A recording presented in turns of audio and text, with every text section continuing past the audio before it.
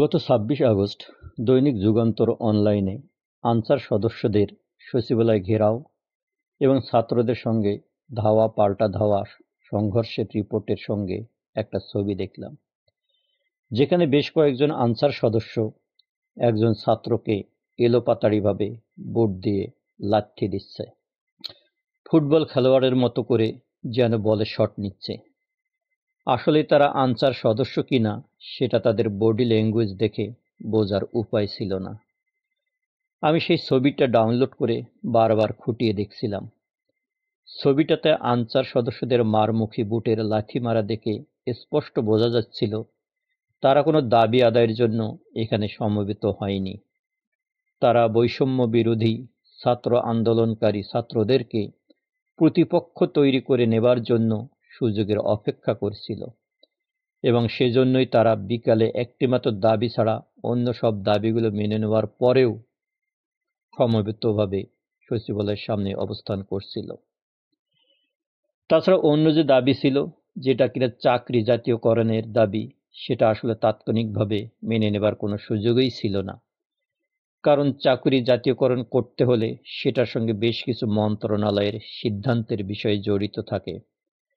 তাই একটিমাত্র দাবি ছাড়া আনসার সদস্যদের অন্যান্য যে দাবিগুলো ছিল সেগুলো তাৎক্ষণিকভাবে সংশ্লিষ্ট উপদেষ্টা মহোদয়েরা, বিশেষ করে স্বরাষ্ট্র উপদেষ্টা সহ দুজন ছাত্র উপদেষ্টা আন্দোলনকারী আনসার সদস্যদের সমন্বয়কদের সঙ্গে কথা বলে মেনে নিয়েছিলেন।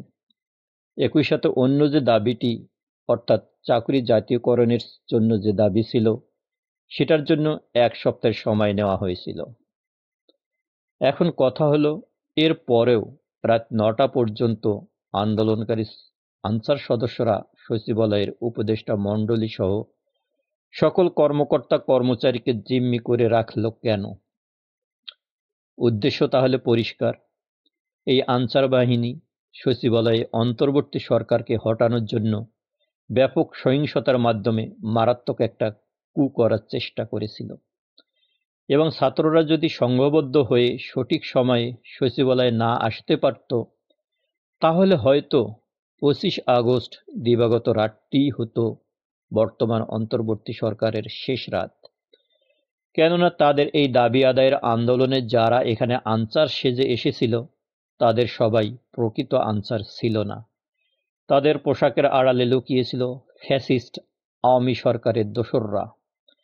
আরও স্পষ্ট করে মোটা দাগে বলা যায়, পতিত স্বৈরাচারের বড় কোনো চক্রের ইন্ধনে মাফিয়া হাসিনার অস্ত্রধারী বাহিনী জড়িত ছিল।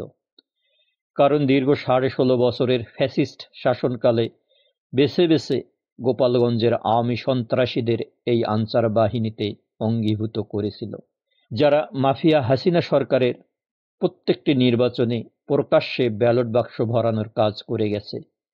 একই সাথে তারা দীর্ঘ শাসনামলে বিরোধী জনমত দমনের জন্য পুলিশ বাহিনীর অগ্রভাগে থেকে যুবলীগ, ছাত্রলীগ সহ বিভিন্ন নামধারী লীগের সাথে হেলমেট বাহিনী হিসাবে অবৈধ অস্ত্র হাতে দমন পীড়নে অংশ নিয়েছে, নিরীহ ছাত্র জনতাকে খুন করেছে, এবং তারা বৈষম্য বিরোধী ছাত্র জনতার আন্দোলনের সফলতাকে মেনে নিতে পারেনি।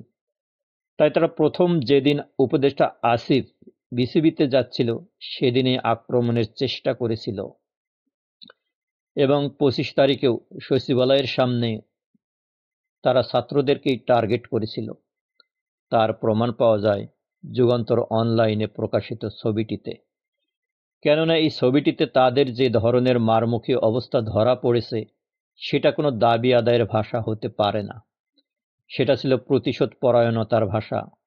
তাই দেশ যখন ভয়াল বন্যার করাল গ্রাসে আক্রান্ত, দেশের ছাত্র সমাজ যখন সেই বন্যার্তদের পাশে থাকার জন্য দিনরাত কাজ করে যাচ্ছে, ঠিক সেই সময়ে এই গোপালী আনসার বাহিনী তাদের দায়িত্ব এড়িয়ে গিয়ে আন্দোলনের নামে সহিংসতায় মেতে উঠেছে, দেশকে অকার্যকর করার চেষ্টা করেছে, প্রতিবাদী ছাত্র সমাজের শরীর থেকে রক্ত ঝরিয়েছে। তাই এই সহিংস সন্ত্রাসী বাহিনীকে আজকের এই নব্য স্বাধীন দেশে সাধারণ ছাত্র জনতা আর দেখতে চায় না। অতি দ্রুত এই সন্ত্রাসী আনসার বাহিনীকে বিলুপ্ত করে তাদের প্রত্যেকের কঠোর সাজা কার্যকরের মাধ্যমে অন্তর্বর্তী সরকারের প্রথম সংস্কারটির শুরু হোক, এটাই ছাত্র জনতার চাওয়া। মসৃণ হোক সবার পথচলা, ভালো থাকি, ভালো রাখি। ভালো লাগলে চ্যানেলটি সাবস্ক্রাইব করে পাশে থাকি।